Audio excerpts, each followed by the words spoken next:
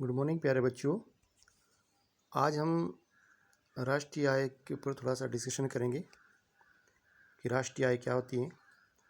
किसी भी राष्ट्र की अर्थव्यवस्था, राष्ट्र में जैसे भारत एक राष्ट्र है, भारत की अर्थव्यवस्था द्वारा पूरे वर्ष में उत्पादित वस्तुएं जिन वस्तुओं का उत्पादन किया जाता है, जो उत्पादित की जाती हैं, जो पैदा की जाती है, जिनका निर्माण किया जाए, और सेवाएं जैसे बैंकिंग सेवा हो गई, इंश्योरेंस सेवा है, शिक्षा सेवा हो गई, यातायात सेवाएं के शुद्ध मूल्य के योग को राष्ट्रीय आय कहा जाता है। अर्थात किसी भी राष्ट्र की अर्थव्यवस्था द्वारा एक वर्ष में जितनी भी वस्तुओं का उत्पादन किया जाता है और जितनी भी सेवाओं को इस्तेमाल किया जाता है, उनके शुद्ध मूल्य के योग को राष्ट्रीय आय कहा जाता है।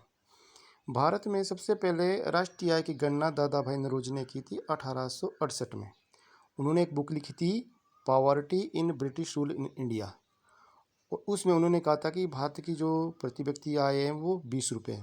प्रति व्यक्ति आय मैंने आपको जो कल वीडियो भेजा था उसमें बताया था कि प्रति व्यक्ति आय क्या होती है।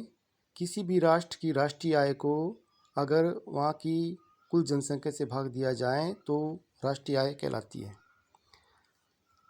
अब इसके बाद आता है यूएनडीपी क्या है।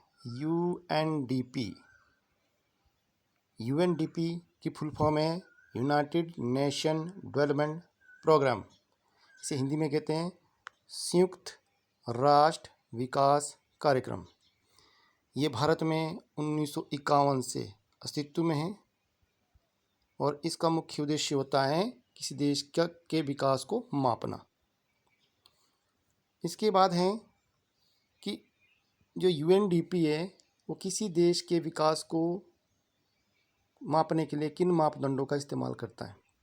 तो जो यूएनडीपी है, यूएनडीपी, ये किसी भी देश के विकास को एचडीआई के आधार पर मापता है। एचडीआई की फुल फॉर्म है ह्यूमन डेवलपमेंट इंडेक्स।